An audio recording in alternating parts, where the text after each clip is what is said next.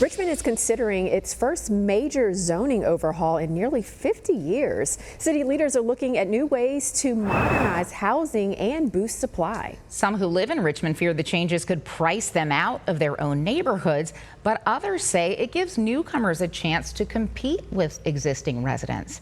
Our Tracy Sears gives both sides a voice. We need to be looking at the displacement data with haste.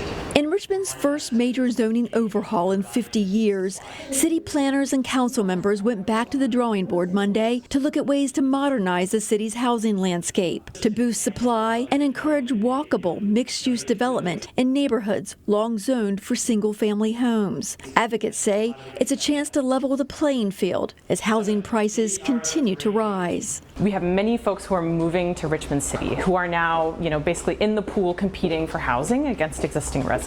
City planners and advocates say new zoning ordinances will help absorb housing demand, thus lowering cost and boosting the local economy. The only black neighborhood predominantly in the first district. But some Richmonders fear the opposite, that they'll be priced out of their own communities and forced to live on top of their neighbors. I'm in the home that my mother had as a single parent with 4 kids, and now I have it. I don't want to let it go, but I may not have a choice as the assessments are going up.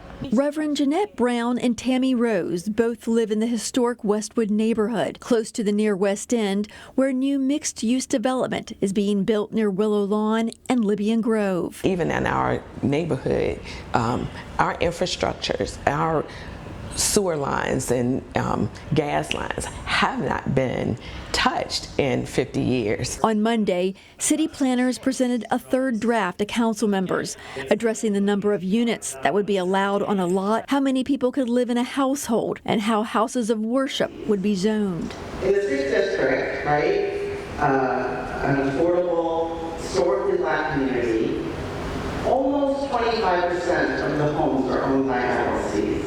But many city leaders and residents felt questions about affordability, historic preservation, and green space still had not been addressed. To be taking your neighbors' solar opportunities and the health benefits that come along with it must be considered. Advocates for a zoning overhaul believe all those factors are being considered, and they're confident in ways that growth and preservation can coexist. So it's not about allowing developers to do whatever it is they want. It is about saying, how can we allow neighborhoods to evolve organically over time? What are small incremental changes we can allow in density to allow those places to grow as our city grows and as the needs of the population grow?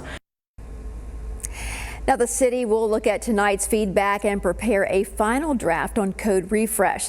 The city council has not yet scheduled a final vote on the zoning overhaul, as they say there's several issues that still need to be worked out.